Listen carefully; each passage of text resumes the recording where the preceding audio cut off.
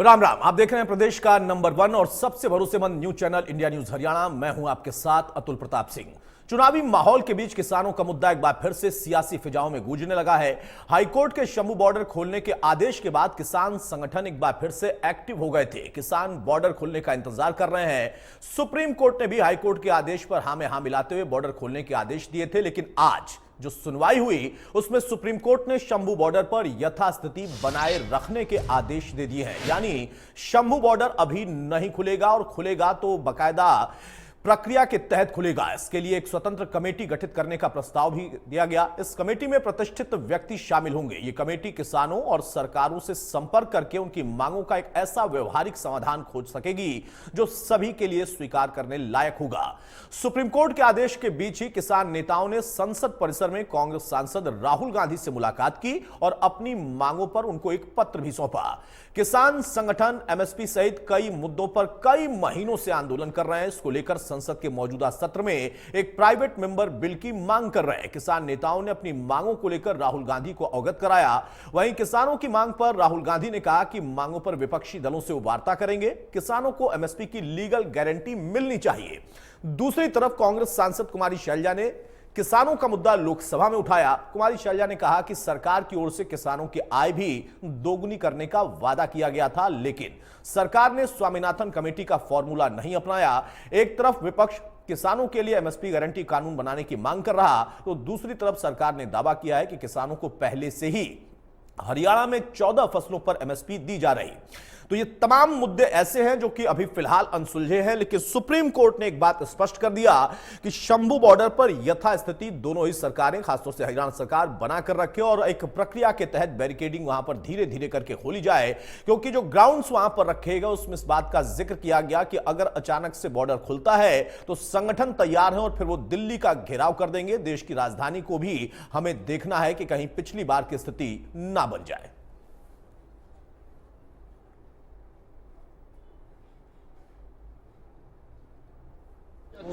हमारे साथ, पूरे देश के साथ विपक्ष ने, इंडिया गठबंधन ने एक कमिटमेंट की थी अपने चुनाव मैनिफेस्टो के माध्यम से कि हम एमएसपी की गारंटी का कानून लाएंगे।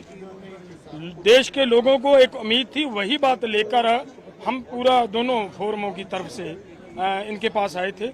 इन्होंने हमारे साथ वायदा किया है कि हम हर हाल में इस बात को पार्लियामेंट के अंदर उठाने का प्रयास करेंगे। यहीं तक नहीं, हमारी कोशिश होगी कि किस तरीके से इसको सॉर्ट आउट करवाया जाए, हल करवाया जाए, वो हम करवाएंगे। दूसरी बात, हमने उनके साथ ये भी रखी है कि जिस तरीके से हरियाणा गवर्नमेंट की तरफ से हमारे लोगों के ऊपर गोलियां चलाई गई, लोगों को शहीद किया गया, लोगों को जख्मी किया गया, उनको हरियाणा गवर्नमेंट ही अगर इन्वेस्टिगेशन करेगी तो इंसाफ नहीं मिलेगा। वो भी बात पार्लियामेंट के अंदर उठाकर कि देश के किसानों को, देश के प्रोटेस्ट करने वाले लोगों को इंसाफ दिलवाने की बात है। उस पर भी उन्होंने कहा है कि हमें सभी जितने भी हमारे साथी संगठन है, पॉलिटिकल पार्टीज अपोजिशन के, उनके साथ मिलकर आपकी बात पार्लियामेंट के अंदर पूरी जबरदस्ती से उठाएंगे। हमारे मैनिफेस्टो में एमएसपी विद लीगल गारंटी लिखा है। हमने पूरा उसका असेसमेंट किया है, वो किया जा सकता है। अभी मीटिंग में हमने ये डिसाइड किया कि जो इंडिया गठबंधन के बाकी लीडर्स हैं उनसे हम ये डिस्कशन करेंगे और फिर सरकार पर दबाव डालने की कोशिश करेंगे कि legal guarantee, MSP legal guarantee Hindustan के किसानों को मिले। हम आपसे केवल, माननीय प्रधानमंत्री जी अगर इंटरवीन करें, हम केवल ये चाहते हैं देश के लिए, देश को बताइए कि आप कुछ सीख ले रहे हैं। जो आपको दिखा रहा है देश एक दिशा, उससे कुछ सीख लें। अग्निवीर स्क्रैप करिए, एमएसपी को लीगल गारंटी दीजिए और फार्म लेबर को, हर लेबर को 400 रुपया प्रतिदिन आप कर दीजिए, वरना आपका वही हाल होगा जो बाकी देश ने आपको दिखाया है। किसानों के लिए क्या होना, किसान तो इन्होंने वायदा किया था 2022 तक अब आमदनी दुगनी करेंगे। आमदनी तो दुगनी नहीं, लागत दुगनी से ज्यादा कर दी। डीजल क्या भाव था, आज क्या भाव है 14 में। कीटनाशक दवाइयों का क्या भाव था, आज क्या भाव है। खाद का क्या भाव था, आज क्या भाव है। लेकिन फसल में कीमत में तो वृद्धि नहीं हुई, एमएसपी तो नहीं बढ़ा ना गेहूं का, जो हमारे समय में 139 और 160% बढ़ा। इनके समय में तो 50% भी नहीं बढ़ा। लागत कई गुना हो गई ना। जीएसटी था पहले इन चीज़ों पे, जीएसटी और लग गया। हाँ, एमएसपी गारंटी दे, किसान संतुष्ट हो जाएंगे। लीगल गारंटी दे एमएसपी की। सबसे पहली मांग तो है उनकी एमएसपी की लीगल गारंटी, जो कांग्रेस ने वायदा कर रखा है। जो कांग्रेस लगातार इस प्रकार का दुष्प्रचार कर रही थी कि एमएसपी बंद कर देंगे, लगातार एमएसपी भी देने का काम हमारी सरकार ने किया है। और उसके साथ साथ हरियाणा के अंदर हमारी सरकार ने 14 अन्य फसलें भी एमएसपी पर खरीदने का काम ये हमारी सरकार ने किया है। और उसके आगे भी मैं बताना चाहता हूँ, कांग्रेस की सरकारें पंजाब के अंदर भी रही हैं, राजस्थान के अंदर भी रही हैं, परंतु 2 फसलें जो केंद्र खरीदता था, गेहूं की और धान की, वही फसलें ही ये लोग खरीदते थे। एक भी दाना अन्य किसान का इन्होंने एमएसपी पर नहीं खरीदा। मनोहर लाल जी ने हरियाणा के अंदर 14 अन्य फसलें भी एमएसपी पर खरीदी, भावांतर भरपाई देने का काम किया। लगातार किसान को जो अन्य सब्सिडियाँ भी देने का काम हमने किसानों को किया है कि उनको सोलर पंप देने का काम किया है, 5 HP 10 HP, और उसका लाभ भी हमारे किसानों ने उठाया है। नहीं, देखिए, जहां एमएसपी की बात है, जितना एमएसपी हमने बढ़ाया आज तक कभी किसी सरकार ने इतना एमएसपी बढ़ाया नहीं।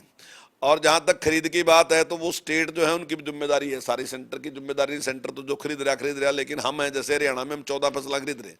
तो जो कांग्रेस के लोग बयान दे रहे, जरा उनसे एक बार पूछ लियो कि उन्होंने कितनी फसलें खरीदी थी। बराबर में हमारे पंजाब है, उससे पूछ लो कितनी खरीद रहे हैं। और जो किसान के लिए हम कर रहे, चाहे उसका मुआवजा देने की बात है, हम 15,000 मुआवजा दे रहे, बाकी सारे प्रदेश में जो दूसरी स्टेट हैं वो 8,000 दे रहे। तो जितना काम हम किसान के लिए कर रहे हैं, मैं समझता हूं कभी कांग्रेस ने इस प्रकार की सोच भी नहीं रही।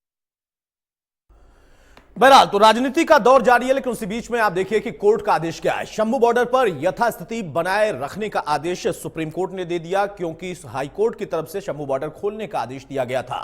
इसके साथ ही सुप्रीम कोर्ट ने कहा कि एक स्वतंत्र कमेटी का गठन किया जाए। कमेटी में वो लोग हों जो कि विशेषज्ञ हों और किसी एक पक्ष के ना हो, और वो कमेटी जब इस पूरे मामले की तहकीकात करेगी, सारे पहलुओं को समझेगी, तो कुछ ऐसा समाधान निकाले जो कि सभी के लिए स्वीकार्य हो। कमेटी किसान और सरकारों के साथ संपर्क करेगी और उनसे वार्ता करेगी कि कहां पर पेच फंसा है, कहां पर बात नहीं बन रही। सभी को स्वीकार करने वाला समाधान निकालने का आदेश दिया गया है। पंजाब हरियाणा सरकार सदस्यों के नाम सुझाने का आदेश उनको दिया गया है, यानी दोनों ही सरकारें अपनी तरफ से कुछ सदस्यों के नाम सुझाव के तौर पर दे सकती हैं। तो यह सुप्रीम कोर्ट में आज जब सुनवाई हुई तो मोटा मोटा निकल कर आया। और यहां पर यह मुख्य बात है कि शंभू बॉर्डर पिछले 5 महीने से बंद है और सरकार की तरफ से यही पक्ष रखा गया था कि किसान तो ठीक है, लेकिन उसके साथ साथ बाकी लोगों की भी परेशानी बहुत ज्यादा है। शंभू बॉर्डर 5 महीने से बंद होने की वजह से किसान चूंकि 13 फरवरी से वहां पर डेरा डाले हुए हैं, वहां पर आने जाने वाले लोगों के लिए बहुत ज्यादा मुश्किल है। दुकानदारों पर, व्यापार पर, रेहड़ी वालों पर, सब पर इसका असर है। हमारे साथ कुछ खास मेहमान हैं, उसको आपको तारुफ कराता हूं। चर्चा में आगे बढ़ते हैं। डॉक्टर पंकज बेनीवाल हैं, बीजेपी के प्रवक्ता, हमारे साथ। बहुत स्वागत है डॉक्टर पंकज आपका। मनीष खटाना है, कांग्रेस के प्रवक्ता। बहुत स्वागत है मनीष भाई आपका। अमनदीप केसरी है, इनेलो के प्रवक्ता। बहुत स्वागत है अमनदीप आपका। मनीष खटाना, शुरुआत में आपसे कर रहा हूं। 2 सवाल है। पहला कि जो शंभू बॉर्डर खोलने का मामला था, उस पर सुप्रीम कोर्ट ने कहा कि अभी शंभू बॉर्डर नहीं खोला जाएगा। जो संगठन अभी से तैयारी करके बैठे थे, फिलहाल उनको वहीं बैठना पड़ेगा। दूसरी चीज कि किसान संगठन मुलाकात करने जाते हैं राहुल गांधी से, और राहुल गांधी कहते हैं हमारे मैनिफेस्टो में यह था। भाई, वादा आप करें, पूरा कोई और करे, यह कैसा वादा?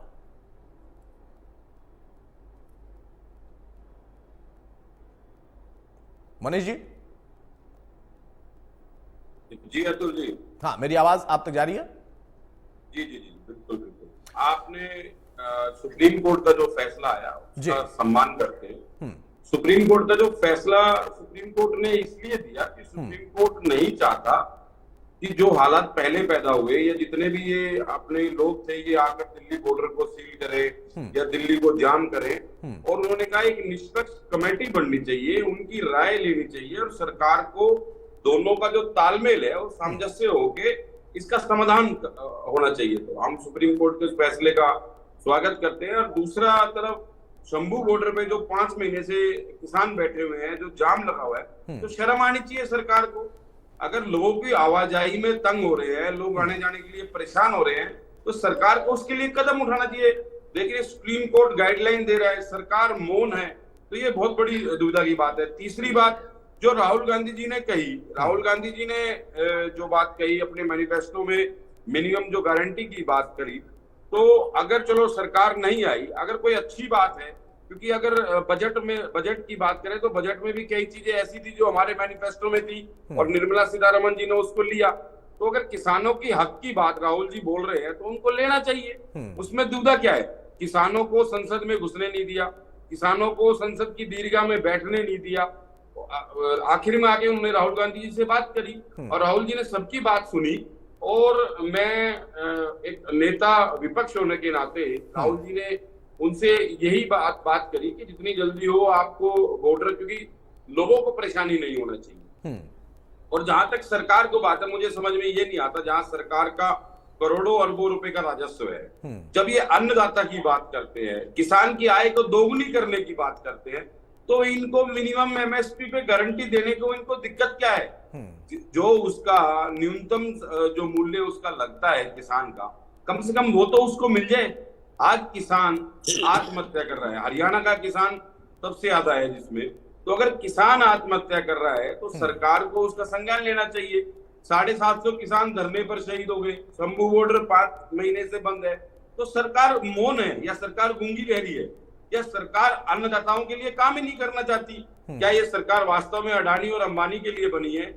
तो ये सोचने का विषय है। और जो देश का अन्नदाता है, नहीं, सोचने का विषय बिल्कुल है मनीष भाई, लेकिन सोचने का विषय ये भी है ना, आप कह रहे हैं कि दुविधा क्या है। दुविधा वही होगी सरकार की जो कि आपके दौर में थी, आप भी सत्ता में थे तब आपके सामने दुविधा थी। अब यहां पर प्रश्न ये है कि सुप्रीम कोर्ट के ऑर्डर का आप सम्मान करते हैं, आपने अच्छी बात कही।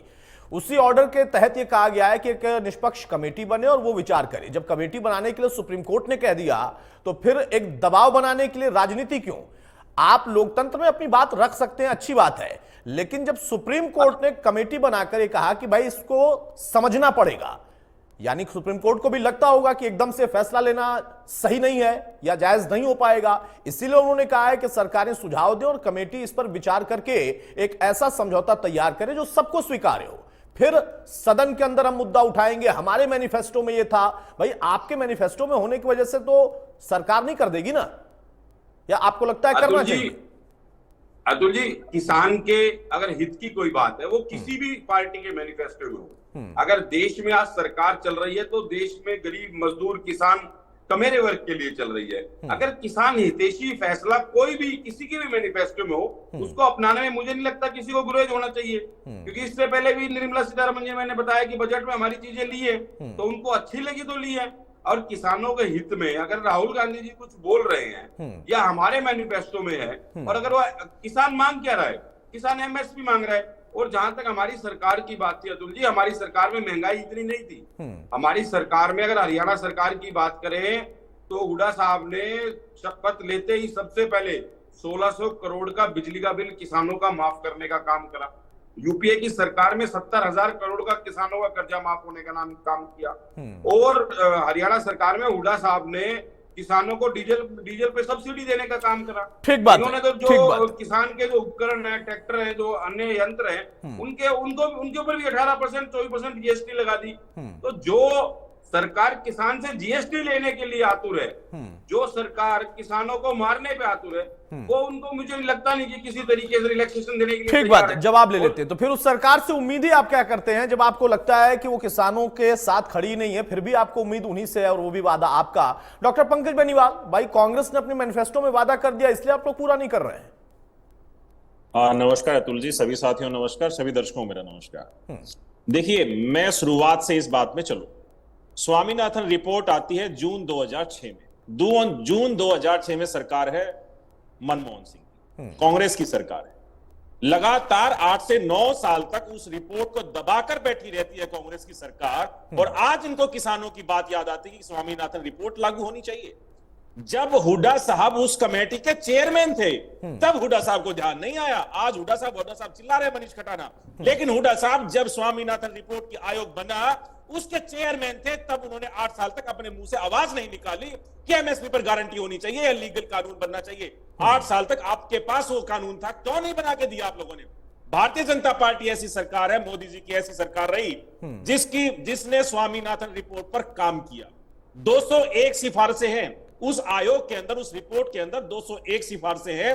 और अतुल जी, मैं बड़े गर्व के साथ कहता हूं आपके चैनल पर जिम्मेदार जिम्मेदार एक प्रवक्ता भारतीय जनता पार्टी का होने के नाते, और आपका एक प्रतिष्ठित चैनल है, 200 जो सिफारिशें थी उन पर मोदी जी की सरकार, भारतीय जनता पार्टी की सरकार, एनडीए की सरकार लगातार काम कर रही है, जिनमें से दो बहुत बड़े काम थे।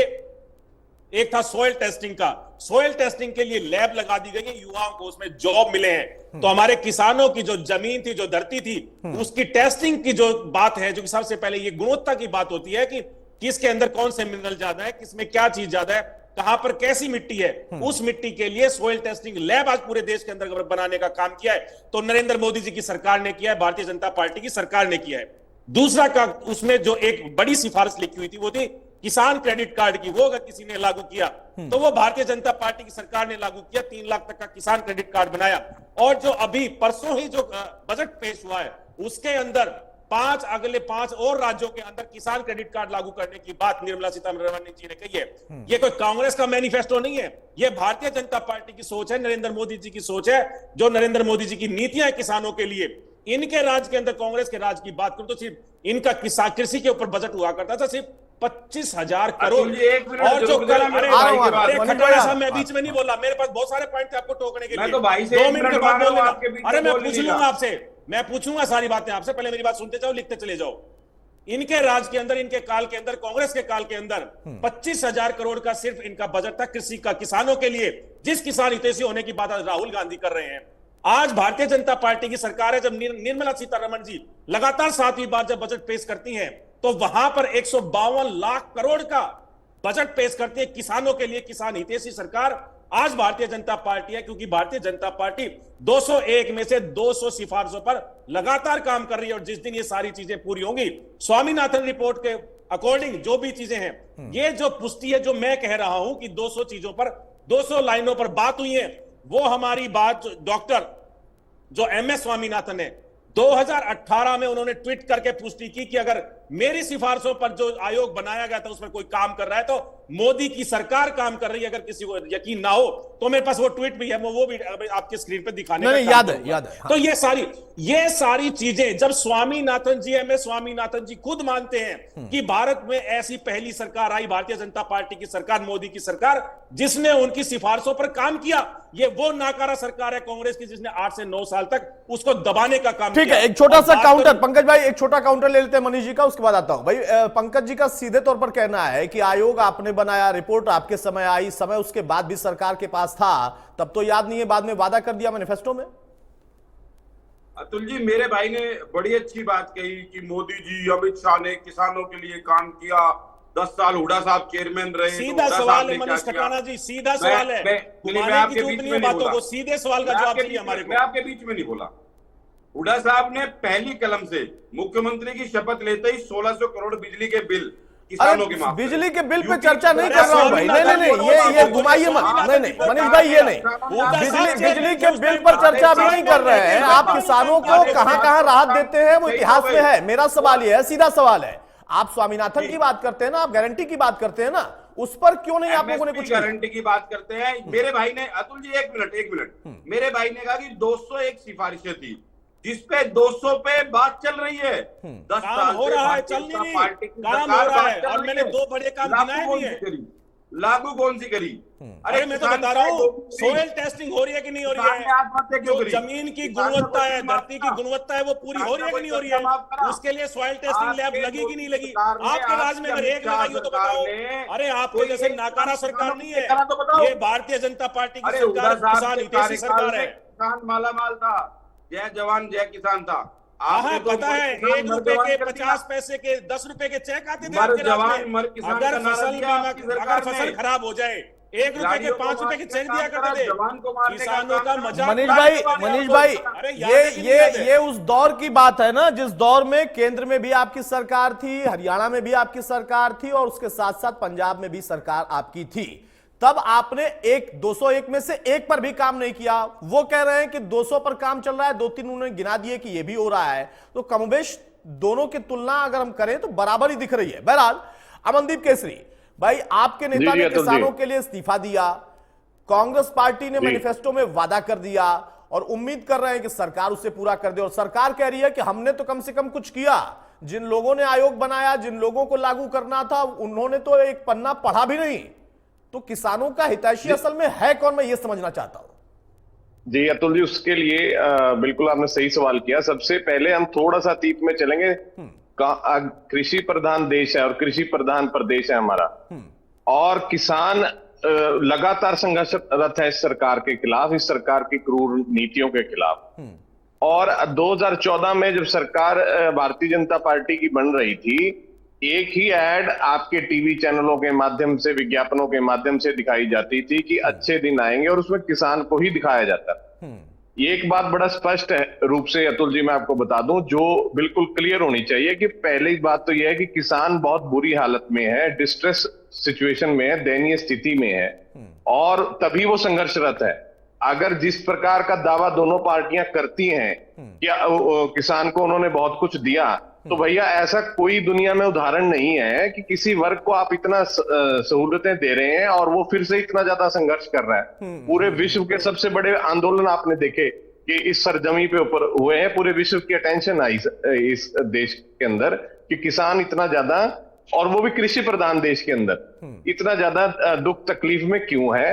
कांग्रेस की सरकार ने भी, मैंने यही बताया ना कि लगातार किसानों को बिल्कुल खत्म किया है। और जिस नेता की बार बार हरियाणा प्रदेश के अंदर बात कर रहे हैं, उन नेताओं पे तो किसानों की जमीन लूटने का ही केस चल रहा है, कुछ और नहीं चल रहा। किसानों की जमीनों को बहुत कम दामों पे हड़प करके और बड़े बड़े बिल्डरों को सौंपने का केस चल रहा है, और जीजा जी का नाम जिसके अंदर केस के अंदर आया वो किसानों की जमीन हड़पने का ही केस है। और दूसरी तरफ भारतीय जनता पार्टी की सरकार है। मैं डॉक्टर पंकज बेनीवाल जी बड़े जोर जोर से चिल्ला रहे थे कि भाई कृषि क्रेडिट कार्ड केवल मोदी की सरकार ने बनाया है। मैं दावे के साथ आपके चैनल पर कहता हूं, बिल्कुल निराधार झूठ है। क्या केसीसी के कार्ड 2014 से पहले किसी किसान के नहीं बने?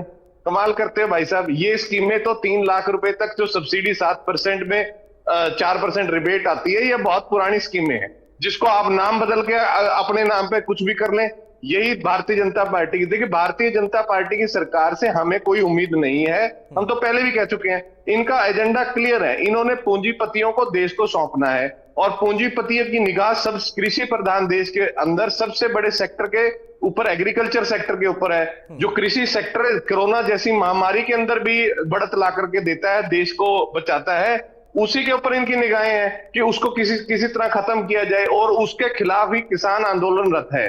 दूसरी तरफ कांग्रेस पार्टी कोई किसान हितैषी नहीं है। ये बिल्कुल वाजिब सवाल है कि इनको करना होता तो ये पहले कर देते। 3 कृषि काले कानूनों का मसौदा कांग्रेस पार्टी ने तैयार किया, स्वामीनाथन आयोग को कांग्रेस पार्टी ने दबाया। अगर इन्होंने तो कांग्रेस पार्टी ने भारतीय जनता पार्टी को पूंजीपतिवाद की तरफ चलने का एक रास्ता दिखाया, जिस पर 2014 में भारतीय जनता पार्टी के आने के बाद भारतीय जनता पार्टी दौड़ने लगी रास्ते पर। ये इन्होंने केवल रास्ता दिखाया, ये भाग पड़े उस रास्ते के ऊपर। तो इन दोनों पार्टियों से किसानों को बिल्कुल भी उम्मीद नहीं है। और ये मैं यही तो अमनदीप भाई, आखिरी बात जोड़ दो। हाँ, जोड़ मैं आखिरी बात जोड़ रहा हूं, 1 मिनट उसके बाद। हाँ। अकेले किसानों की मांगे नहीं, अगर आप ध्यान देंगे इसके अंदर मजदूरों को भी शामिल किया गया है। कृषि मजदूर बहुत बड़ा वर्ग है, और उसी के लिए उनके 2 बड़ी राजनीतिक पार्टियां, इंडियन नेशनल लोकदल और बहुजन समाज पार्टी ने हरियाणा प्रदेश के अंदर इसी लोगों की भावनाओं को समझते हुए गठबंधन किया हुआ है। और इन दोनों पार्टियों से किसान को और मजदूर को बिल्कुल उम्मीद नहीं है, और तभी उन्होंने हमारे गठबंधन की आशा जताई। लोगों की भावनाओं को देखते हुए दोनों पार्टियों ने गठबंधन किया, और हमारी सरकार के अंदर इन दोनों को रिलीफ मिलेगी। और पहले भी ऐसा हुआ है, ऐसा नहीं हुआ। नहीं, अमनदीप भाई अभी तो उसमें वक्त है। आपकी सरकार जब बनेगी तब उनको रिलीफ मिलेगी, लेकिन आपकी सरकार केंद्र में नहीं बनने जा रही है। अगर आपकी सरकार बन भी गई ना, तो वो प्रदेश में बनेगी, और ये मामला केंद्र का है। हरियाणा के सरकार के तौर पर जितना आप उनको सहायता दे सकते हैं वो अलग विषय होगा। लेकिन मेरा दूसरा प्रश्न यही था कि जब आपके नेता इस्तीफा दे सकते हैं, तो कांग्रेस के नेताओं ने इस्तीफा क्यों नहीं दिया? कहते हैं कि नहीं, हम ज्यादा हितैषी हैं, और वादा खुद करते हैं, और पूरा कराने का काम बीजेपी और एनडीए की सरकार करेगी। ये गजब की बात है ना भाई। वादा तो वो करना चाहिए ना जो हम पूरा कर पाए। अब यहां पर सवाल यह है कि असल में हितैषी कौन है आपकी निगाह में? ना बीजेपी हितैषी, और कांग्रेस तो पहले से ही नहीं थी।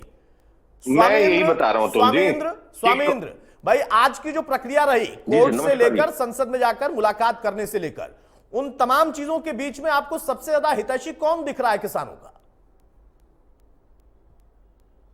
देखिए अतुल जी, आज हम जिस विषय में बात कर रहे हैं मात्र किसानों की नहीं, देश के हर व्यक्ति की बात हो रही है, क्योंकि हम जितने भी लोग हैं सब कृषि पे आधारित हैं। और नो फार्मर नो फूड, ये बात जो स्लोगन है किसान नहीं कह रहा, ये आम जनता भी इस बात को कहती है। क्योंकि जो हमने आंदोलन लड़ा 13 महीने के लगातार, हम दिल्ली की दहलीज पर, और आज लगभग शंभू बॉर्डर पे जो किसान बैठे हैं, कटोरी घाट बॉर्डर पे जो किसान बैठे हैं, लगभग 2 महीने से अधिक हमें वहां हो गए हैं बैठे बैठे। तो आप समझ सकते, फरवरी से बैठे थे और 90 दिन से अधिक हो गए हैं, तो आप समझ सकते हैं कि आज क्या स्थिति है किसान। जैसे थी स्थिति इन्हें वैसे रहने दीजिए। तो ये बड़ी दुर्भाग्यपूर्ण है किसानों के लिए कि आज न्यायपालिका भी हमारे को कहती है कि जैसे थे इन्हें वैसे रहने दीजिए, और सरकारें भी उसी नीति चल रही है, जबकि आयोग भी सरकार का है। स्वामीनाथन की जिसकी हम बात कर रहे हैं वो सरकार का आयोग है, और किसान एक की डिमांड ऐसी नहीं कर रहा जो देश हित में, राष्ट्र हित में ना हो। किसान क्या कह रहा है कि साहब मेरे को मेरी लागत का लाभ दे दीजिए। और स्वामीनाथन रिपोर्ट क्या कहती है? C250, यानी कि आप मेहनत कर रहे हैं किस प्रकार से कर, उनको जोड़कर आपकी लागत को जोड़कर। स्वामींद्र, मैं बिल्कुल सीधा सवाल पूछना चाहता हूं। आप देखिए बहुत सारी बातें बताएंगे, स्वामीनाथन आयोग किसका था, क्या था, उसमें हम बहुत लंबी चर्चा हम कर चुके हैं, हम सबको पता है कि स्वामीनाथन आयोग में क्या था। मेरा सवाल यह है कि जिन्होंने बनाया उसके बाद वो लंबे समय तक सत्ता में रहे, तब उन्होंने पूरा नहीं किया। आज वो कहते हैं कि नहीं, हमने चुनाव में वादा किया है, मैनिफेस्टो में हमारे, इसलिए ये वाली सरकार पूरा कर दे, हम तो सरकार में आ नहीं पाए। तो हितैषी कौन है भाई? देखिए ये तो जनता तय करेगी जनता के मन में क्या है, और वो भाव आपने देख लिया कि आज जो चुनाव हुए हैं लोकसभा के, उसके अंदर बीजेपी को हरियाणा प्रदेश के अंदर आधे पे लाके खड़ा कर दिया, अधमरा सा कर दिया, और लंगड़ी सरकार जो है केंद्र के अंदर आई है, उसका उदाहरण है कि जनता भी वैसा सोच रही जैसे किसान सोच रही है। विषय ये नहीं है, इससे ऊपर होकर मैं बात करना चाहता हूं कि आज देश के अंदर खाद्य सामग्री इतनी महंगी हो रही है, और भूख के ऊपर व्यापार करने के लिए सरकार चंद पूंजीपतियों के साथ मिलकर काम करती है, तो दुर्भाग्यपूर्ण है। अगर मैं ये नहीं कह रहा हूं कि किसान के आप दाम बढ़ाएं, मैं कहता किसान की इनपुट कॉस्ट कम कर दीजिए, देश में दाम बढ़ाने की जरूरत ही नहीं पड़ेगी आपको। और इनपुट कॉस्ट कम करने के स्वामीनाथन ने भी तरीके बताए, और हम भी बताना चाहते हैं आपके माध्यम से। सिंचाई का माध्यम हमारे को नदियों से जोड़ दीजिए। प्रदेश के अंदर जो नदी, हरियाणा प्रदेश की एक नदी यमुना नदी हर वर्ष देश की सबसे बड़ी, दुनिया की सबसे बड़ी गणतंत्र की राजधानी को डुबोने का काम करती है। आप उस नदी का पानी को चैनलाइज कर दिए। इन्होंने क्या कहा? दादूपुर नलवी नहर को बंद कर डाला, डीनोटिफाई कर दिया। भले पूर्व में कांग्रेस से बनाई वो नदी, या आज बीजेपी की सरकार, तो भारत सरकार है। आप राजनीतिक दल के साथ जुड़कर क्यों काम करना चाहते हैं? आप देश की जनता के साथ जुड़कर क्यों नहीं काम करना चाहते? मैं देश के, प्रदेश के मुख्यमंत्री को और देश के प्रधानमंत्री जी को भी कहना चाहता हूं कि आप देश के प्रधानमंत्री हैं, बीजेपी के प्रधानमंत्री नहीं है। नैल सिंह सैनी जी, आप किसान कमेरे के बेटे हैं, और मैं आपको बेहतर जानता हूं क्योंकि आपने किसानों के अधिकारों के लिए आंदोलन भी किए हैं, और खुद आपने अर्धनग्न होकर एमएसपी की गारंटी की लड़ाई लड़ी है, और देश के प्रधानमंत्री ने सिफारिश की है। तो आज लागू करने में दिक्कत क्या है? और संसद में आज किसान जा रहा था, आपने रोकने का काम किया। भाई हम कॉरिडोर में तो आके बात कर रहे थे, अंदर आके तो मिलना चाहते थे विपक्ष के नेता को, और विपक्ष के नेता में मिलना चाहता था, उसने हमारी बात सुनी। इसमें हर्ज क्या है?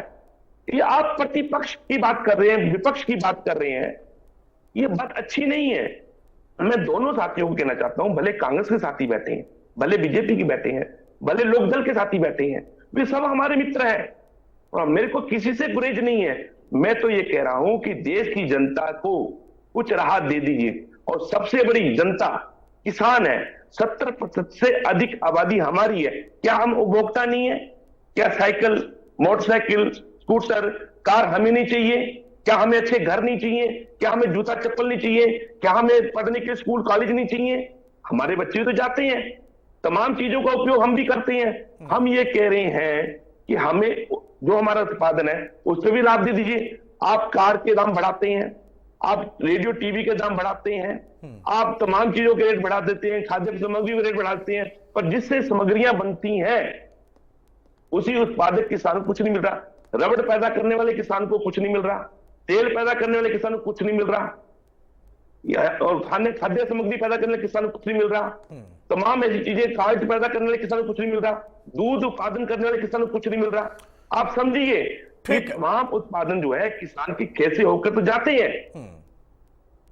ठीक है डॉक्टर पंकज बेनीवाल, स्वामी इंद्र को आपने सुन लिया। वो आप सबसे उम्मीद करते हैं कि जनता की आप लोग सुने, चूंकि आप सरकार में हैं तो आप ही से उम्मीद करेंगे। भले वादा कांग्रेस ने कर दिया हो, आयोग कांग्रेस ने बनाया हो, पूरा वादा तब कर नहीं पाई, लेकिन अब वो करना चाहती है। लेकिन अब करने की बारी आपकी है, क्योंकि आप सत्ता में है। तो अतुल जी, भारतीय जनता पार्टी किसानों के साथ खड़ी है। किसानों के लिए वो हर भरकस प्रयत्न कर रही है जो उनके लिए होना चाहिए। लगातार भारतीय जनता पार्टी जो एमएसपी है, एमएसपी में लगातार बढ़ोतरी करती जा रही है। अगर आप समय देंगे तो मैं 1 सेकंड के 2 सेकंड के अंदर कुछ चीजें बता दूंगा। धान का सामान्य मूल्य पहले 2013-14 की बात को 1300 रुपए हुआ, 1310 रुपए था, आज 2300 रुपए है। कितना आ गया? ज्वार का पहले 1500 था, 3371 रुपए है। अब पहले ज्वार का ही 1520 था, उस ज्वार का 3421 रुपए है। बाजरे का 1250 था कांग्रेस के राज में, आज 2625 रुपए है। लगभग हर चीज को डबल कर दिया गया। जो एमएसपी लगातार बढ़ोतरी की तरफ आज जा रहा है। तुअर दाल की अगर मैं बात करूं तो वो 4300 रुपए था कांग्रेस के राज में जब ये छोड़ के गए। आज आते आते वो 7550 रुपए हो गया है और 6000 किसान सम्मान निधि मिल रही है। सोलर पंप की जो बात की है, जो पीएम सूर्य घर योजना के तहत जो सोलर पंप लगाए जाएंगे, या जो क्या बोलते हैं इसको, किसानों के लिए जो पंप लगता है, इनके लिए किसानों के लिए भी खेत के अंदर बोरवेल, उसके लिए भी प्रावधान किया गया है। तो किसानों के जो आज इक्विपमेंट्स हैं उनको बढ़ाने के लिए, उन इक्विपमेंट्स को आधुनिकता की तरफ ले जाने के लिए भारतीय जनता पार्टी लगातार कार्यरत है। कैसे किसानों के खेतों के अंदर कीटनाशक ड्रोन के द्वारा किया जाए, यह भी भारतीय जनता पार्टी लेकर के आई है। तो भारतीय जनता पार्टी ने जो अभी परसों जो बजट पेश किया उसमें प्राकृतिक एक मिनट जी, मेरी बात सुन लीजिए। आप बात बहुत अच्छी कर रहे हैं, पर एक बात थोड़ा ध्यान सुनिए। ड्रोन का इस्तेमाल तुमने देख लिया कि शंभू वार्डर आपने कैसे किया और किसानों पे कैसे किया। दूसरी बात, पहली बात मुझे बताइए कि आप हमारे को कृषि यंत्र जो दे रहे हैं, आपको मालूम है 80% किसान छोटी जोत का है, उसके पास 35 हाउस पावर का ट्रैक्टर नहीं है। और आपकी R&D, research and development, tractor के ऊपर लगने वाले कृषि यंत्रों की 60 HP शुरू होती है। तो आप किसान की इनपुट कॉस्ट बढ़ा रहे हैं, घटा रहे हैं, किसान को मजबूर कर रहे हैं कि अगर खेत में खेती करनी है तो आपको बड़े कृषि यंत्र लेने होंगे। तो उसको 20 लाख रुपया, 10 लाख रुपए कृषि यंत्र का और 10 लाख का ट्रैक्टर, इससे नीचे का ट्रैक्टर नहीं है, उसको लेना पड़ेगा, बैंक के लिए कर्जदार होना पड़ेगा। आप जो आज उर्वरक की बात कर रहे हैं, जो खादें अमेरिका से चलकर भारत में आई हैं, वो अमेरिका में बैन है, उसे आप हमें भारत में थोप रहे हैं। और आप हमारे को हाइब्रिड बीज लगा देकर आज किसान को बीज की निर्भर, जो अपने पर आत्मनिर्भरता किसान, जो हमारे पास खुद के बीज थे, आज हमारे को विदेशी कंपनियों पर निर्भर होना पड़ रहा है। वो सारा पैसा कहां जा रहा है? अभी आप बता रहे हैं, सुन लेते हैं स्वामी, 1 लाख। अतुल जी, हरियाणा के अंदर 14 फसलों पर एमएसपी नायब सिंह सैनी जी की सरकार, पूर्व में रही मनोहर लाल जी की सरकार आज खरीद रही है। अगर पंजाब की सरकार सिर्फ 2 फसलों को खरीद रही है तो सरकार का दोष कौन सी सरकार का है? वहां पर आम आदमी पार्टी की सरकार का है, उससे पहले कांग्रेस की सरकार का था। हरियाणा के अंदर का आज किसान खुशहाल है। आज अगर शंभू बॉर्डर पर कोई चीजें हो रही हैं तो वहां पर शंभू बॉर्डर के दूसरे पार हो रही हैं, ना कि हमारे हरियाणा के अंदर, क्योंकि हरियाणा के किसान को तमाम वो सारी सुविधाएं मिल पा रही हैं जो उसको मिलनी चाहिए। अगर पंजाब में आम आदमी पार्टी की सरकार, भगवंत मान की सरकार, अगर पंजाब के किसानों का ध्यान नहीं रख पा रही है तो वो पंजाब की सरकार का दोष है। वहां के किसानों को वो किसान क्यों नहीं करना चाहिए? कुछ नहीं होने वाला। 14 फसलों पर एमएसपी दे देती है, कुछ नहीं होने वाला। किसानों को आप समाधान पे आइए, आज हरियाणा की समाधान पे आइए। मुझे ये बताइए कि हरियाणा प्रदेश के अंदर 80% किसान छोटी लेकिन स्वामी आपने क्या किया? स्वामी, ये बता दीजिए। ये कोसने की बात नहीं है, ये तो लॉजिकल बात है ना। कोसने की नहीं, देखिए केंद्र का जो मामला है, किसान केंद्र की सरकार से उसकी बात करें, वो बिल्कुल जायज बात है, उसमें कोई दिक्कत नहीं है, जो केंद्र स्तर पर होना है। लेकिन जो प्रदेश स्तर पर चीजें हैं, हरियाणा का तर्क यह है, पंकज बेनीवाल का तर्क यह है कि जब हम 14 फसलें खरीद सकते हैं तो पंजाब में क्यों नहीं, और अगर क्यों नहीं तो वहां का किसान वहां की सरकार के खिलाफ क्यों नहीं है? यह तो लॉजिकल सवाल हुआ ना। केंद्र को छोड़ दीजिए, स्वामीन्द्र, देखिए मैं बता देता हूँ, पंजाब का जो किसान है वो मात्र पंजाब की लड़ाई नहीं लड़ रहा, और हरियाणा किसान मात्र हरियाणा की लड़ाई नहीं लड़ रहा, उत्तर प्रदेश किसान हरियाणा उत्तर प्रदेश की लड़ाई। हम पूरे, क्योंकि जो एमएसपी है वो केंद्र द्वारा निर्धारित होती है, और खुद देश के प्रधानमंत्री स्वामीन्द्र, ये लॉजिकल नहीं हुआ। नहीं प्लीज, देखिए पंजाब का किसान पूरे देश की लड़ाई लड़ रहा है, हरियाणा का किसान हरियाणा सरकार से भी लड़ रहा है और केंद्र से भी लड़ रहा है, ये तो फिर गलत हो गया ना भाई। अगर आपकी मांग है तो वो मांग तो दोनों सरकारों से होनी चाहिए और फिर केंद्र से भी होनी चाहिए, बिल्कुल जायज है, उसमें कोई दिक्कत नहीं। आप पंजाब की सरकार से भी मांग करिए कि भाई जो अगर केंद्र नहीं कर पा रहा है, हरियाणा बगल में है, हरियाणा में इतनी फसलें अगर खरीदी जा रही है, वो तर्क दे रहे हैं, तो आप क्यों नहीं कर पा रहे हैं, वहां वो जायज होता। बहरहाल मनीष खटाना, आऊंगा स्वामीन्द्र, आऊंगा मनीष खटाना। अब यहां पर प्रश्न ये है कि अमनदीप केसरी ने कहा कि जिन लोगों ने लूटा वो आज वादा करने लगे हैं, और बीजेपी सरकार में है, वो वादा कैसे पूरा करे। तो उनकी निगाह में तो कांग्रेस और बीजेपी दोनों एक ही जगह पर है। अतुल जी, मेरे भाई ने कहा कि 6,000 रुपए किसान सम्मान निधि किसानों को दी जाती है। अगर किसानों को सम्मान निधि 6,000 रुपए दी जाती है तो 18,000 रुपए जीएसटी उनसे वापस ले ली जाती है। तो 6,000 दे के 18,000 लेना, ये कौन सा कानून है। दूसरी, मेरे भाई ने बोरवेल की बात करी, ट्यूबवेल की बात करी, बड़ी अच्छी बात है। ट्यूबवेल के कनेक्शन के लिए जब किसान अप्लाई करता है, एग्रीकल्चर कनेक्शन आप जाके देखिए कि जो उसने एग्रीकल्चर कनेक्शन अप्लाई कर रखा है किसान ने, वो 2018 की फाइलें आज तक लंबित हैं। हरियाणा के अंदर अगर आज आप एग्रीकल्चर कनेक्शन अप्लाई करते हो तो अभी 2018 वालों का नंबर नहीं आया। तो जब 2018 वालों का नंबर नहीं आया तो 2024 वाले को कनेक्शन कब मिलेगा। जिस किसान को कनेक्शन नहीं मिल रहा वो बोरवेल का क्या करेगा। तो ये बहुत ही हास्यास्पद बातें हैं कि किसान के लिए, अगर किसान की वास्तव में इनको सोच होती तो हरियाणा में 750 किसान शहीद नहीं होते। इतने दिनों तक किसान धरने पर नहीं बैठता। सर्दी, गर्मी, बरसात, किसानों पर जो मुकदमे दर्ज हुए उनका क्या हुआ। कोई एक चीज बताइए, किसानों के लिए आपने कोई काम करा जिसका अमली जमा धरातल पे आया होता तो किसान आपसे खुश होता। और ऐसा नहीं है कि देश में किसान पहली बार धरने पर बैठा है, ये कांग्रेस की सरकार में भी बैठते थे, लेकिन समाधान होता था, बातचीत होती थी। लेकिन ऐसा कभी नहीं हुआ कि 6-6 महीने, साल किसान। अच्छा मनीष भाई, डॉक्टर पंकज बेनीवाल की बात आपको हास्यास्पद लग रही है, लेकिन अमनदीप की जो बात थी उसकी गंभीरता को आपने समझा। उन्होंने कांग्रेस से ही शुरू किया था। कांग्रेस से शुरू करने की और खत्म करने की बात नहीं है अतुल जी, बात आज प्रेजेंट की है कि आज देश के हालात क्या है। मेरे भाई ने फसलों का बताया कि पहले 4,000 थी, अब 8,000 है। तो आज महंगाई भी 3 गुना है। आप दाल का रेट देख लीजिए, तेल का रेट देख लीजिए, सब्सिडी देख लीजिए। मतलब आप मोटा मोटा ये समझा रहे हैं कि जब आयोग की रिपोर्ट आई थी उस वक्त किसान खुशहाल था, इसलिए आप लोगों ने उसे लागू नहीं किया, आप ये कह रहे हैं ना। किसान आज से पहले, इस सरकार से पहले कांग्रेस की सरकार में अच्छे हालात में था, किसान का गुजारा हो रहा था। किसान की अगर अच्छे हालात में था तो रिपोर्ट क्यों आई थी फिर?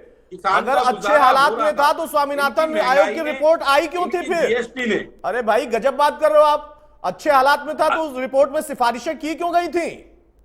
स्वामीनाथन आयोग आपने बनाया, रिपोर्ट अगर आपके समय में आई और उसमें सिफारिशें की गई तो सिफारिशों पर ही तो आज हम चर्चा कर रहे हैं एट प्रेजेंट। और जब आपके समय की बात होती तो आप कहते नहीं किसान अच्छा था, तो स्वामीनाथन ने गलत रिपोर्ट बनाई है फिर, जिसको आज आप लागू कराने की मांग कर रहे हैं।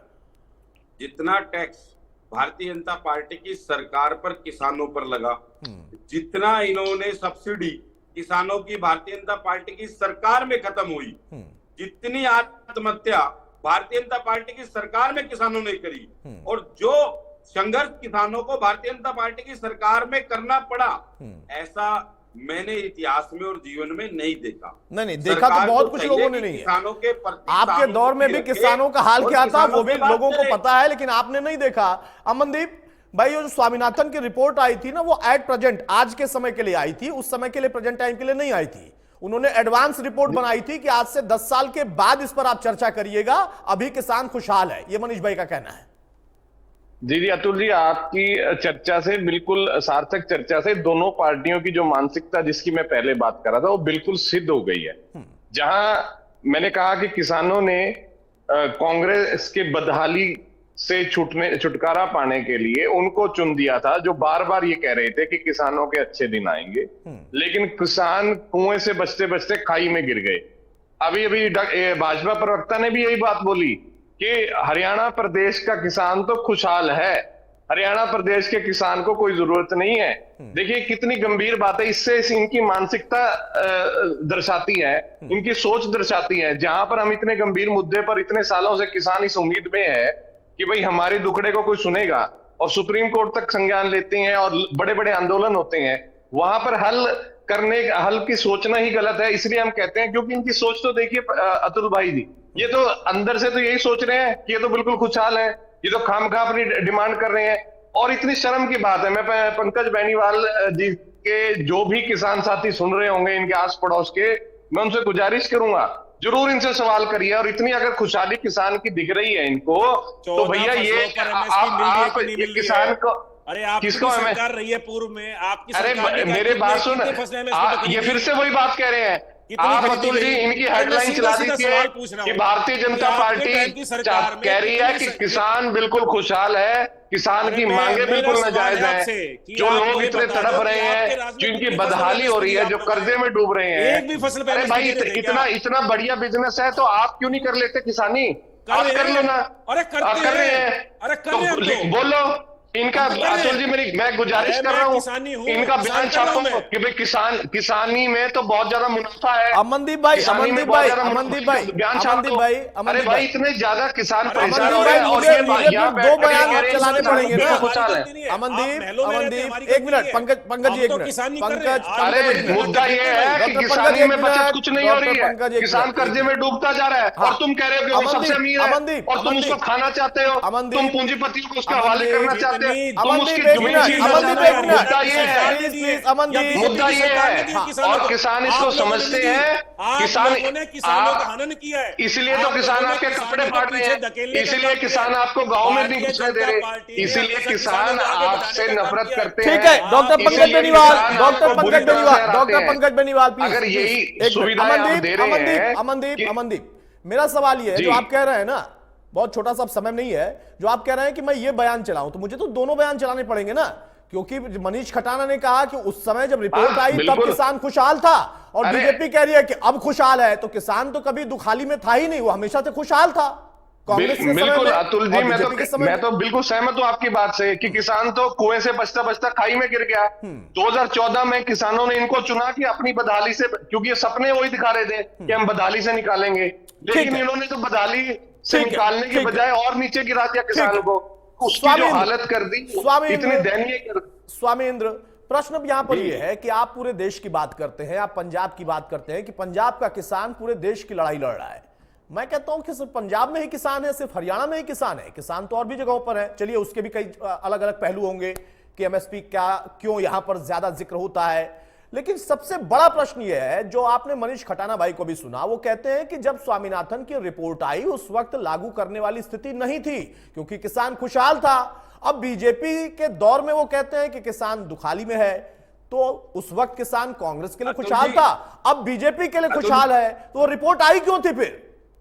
अतुल जी, मैंने ये नहीं कहा कि उस समय 10 साल तक इसको लागू करने का वो नहीं था। तो क्यों नहीं किया भाई लागू? क्यों नहीं किया फिर लागू? मैं यही तो पूछ रहा हूँ, क्यों नहीं किया लागू? नहीं तो 10 साल में बीजेपी ने क्यों नहीं लागू? अरे तो यही तो मैं तो दोनों से पूछ रहा हूँ ना, 10 में आपका, 10 में उनका। जब रिपोर्ट आए हुए इतने साल हो गए तो लागू करने में क्या दिक्कत है? और अब आप वादा कर रहे हैं कि हम लागू करेंगे, तब तो आप सरकार में थे, तब क्यों नहीं लागू किया था? बहरहाल स्वामींद्र अतुल जी, आपका जो प्रश्न जो है आपने पूछा है, आप देख रहे हैं दोनों तरफ जो है एकदम हड़बड़ी मच गई है और दोनों प्रवक्ता चाहते हैं कि हम बोलने, किसान को ना बोलने दिया जाए। यही समस्या है देश के अंदर कि किसान की आवाज को दबाने के लिए भले सत्ता पक्ष हो भले विपक्ष एकजुट कर काम करते नजर में आ रहे हैं। आज राहुल गांधी से मिले हैं, इसका मतलब ये नहीं कि राहुल गांधी जी ने हमारे जख्मों पे मलहम लगाया, इसको यह कभी कतई ना मानना। हाँ, ये कह सकते हैं कि विपक्ष के नेता होने के नाते उन्हें हमसे मिले, बस इतना भरा है, इसमें कहीं भी गति होती हमें दूर तक नजर नहीं आ रही। दूसरी बात, आज बीजेपी सत्ता के अंदर है, हम सिर्फ भारत सरकार मानते हैं, बीजेपी नहीं मानते। देश के प्रधानमंत्री को देश का प्रधानमंत्री मानते, प्रदेश के मुख्यमंत्री को प्रदेश का मुख्यमंत्री मानते। बिल्कुल, हम ये मानने नहीं से ये कहना चाहते हैं कि किसान की जो समस्या है आजादी से लेके अब तक जस की तस पड़ी है। रंती भर भी किसान के अंदर कहीं भी गति नहीं आई जीवन के अंदर। हमारे बच्चों के पास गांव के अंदर सरकारी स्कूल नहीं है। हरियाणा प्रदेश की स्थिति उल्टी हो गई है। हरियाणा प्रदेश के अंदर जो सरकारी स्कूल थे उन्हें, प्राइमरी स्कूलों को इन्होंने बंद करने का काम कर दिया। यानी किसान कहीं पढ़ लिख कर जागृत ना हो जाए। इन्हें तो हमारे मोबाइल से भी नफरत है। ये बोलते किसान के बच्चे आईफोन लेके आंदोलनों में जाते हैं। ये बोलते किसान ट्रैक्टर ट्राली पे आते हैं, ट्रैक्टर ट्राली पे नहीं आए, पैदल आए। ये ऐसे बयान देते हैं, कोर्ट के अंदर लिखकर देते हैं कि किसान अगर दिल्ली आना चाहता तो पैदल आए, अन्य संसाधनों पे आए, पर ट्रैक्टर ट्रॉली पे नहीं आए। हमारे पास संसाधन ही नहीं है और ये हमारे संसाधनों को जब्त कर चंद पूंजीपतियों के हवाले करना चाहते हैं। उसका उदाहरण बताना चाहता हूं, जब फसल का दाम ही नहीं है देश के अंदर तो जमीनें क्यों महंगी हो रही है? क्यों जमीनें महंगी हो रही हैं? क्योंकि देश के अंदर भूख के ऊपर व्यापार करने के लिए काम किया जा रहा है। क्योंकि कोरोना काल के अंदर हमने सबने देखा, देश के अंदर नहीं दुनिया के अंदर सारे उद्योग समाप्त हो चुके थे, बंद हो चुके थे। मात्र कृषि जगत था जो चल रहा था और जिसमें जीडीपी के अंदर 3.5% की बढ़ोतरी थी। आज समझ सकते हैं कि हम लोग मेहनत अब सर मैं तो यही समझ पा रहा हूं ना स्वामिंद्र की आजादी से लेकर अब तक किसान की हाल वहीं रही है और बदतर ही होती चली गई। लेकिन अलग अलग दौर की सरकारें दावा करती हैं कि हमने भला किया। अमनदीप भाई कुछ कह रहे हैं, आप बहुत संक्षेप में कहिएगा। मैं लास्ट में आपने अतुल जी बहुत अच्छा सवाल किया था कि क्यों हरियाणा पंजाब का किसान ही ऐसा आता है। उस आपके सवाल में ही जवाब था, क्योंकि हरियाणा पंजाब को चौधरी देवीलाल जैसे, सरदार प्रकाश सिंह जैसे बड़े किसान नेता मिले जो अपने जितना प्रदेश के हित में हो सकता था, प्रदेश सरकारें जो कर सकती थी, उन्होंने किसानों की हालात को सुधारा, बहुत अच्छा सुधारा और इतना सुधारा कि देश के बाकी किसानों से काफी बिल्कुल सही बात है। लेकिन अब हरियाणा उसी प्रदेश के किसान में वो लोग भी वादा कर रहे हैं जिन लोगों को चेयरमैन बनाया गया या उनको आयोग की रिपोर्ट लागू करने का पूरा अधिकार था या करवा सकते थे, उसी हरियाणा प्रदेश में, उसी ताऊ देवीलाल के प्रदेश में भी वो लोग भी अब वादा कर रहे हैं जो कि उस वक्त सत्ता में रहकर या उस जगह पर रहकर करा सकते थे, कर सकते थे, उनके पास अधिकार था। लेकिन अब वो वादा कर रहे हैं और वो भी वादा पूरा कौन करेगा? जो कि उनका विरोधी दल है, वो आज सत्ता में बैठा है। तो किसान का हो गया भला। बहुत शुक्रिया पंकज बेनीवाल आपका, मनीष भाई आपका, अमनदीप आपका और स्वामिंद्र आपका भी। तो मौजूदा दौर में एक बार फिर से शंभू बॉर्डर की यथास्थिति बरकरार रहे, इस बात का जिक्र सुप्रीम कोर्ट ने किया और साथ में यह भी कहा कि कमेटी बने। लेकिन दूसरी तरफ किसानों का भला अब विपक्ष कराकर रहेगा। राहुल गांधी ने वादा किया है, बीजेपी कह रही है हम पहले से ही इस पर काम कर रहे हैं। राम राम।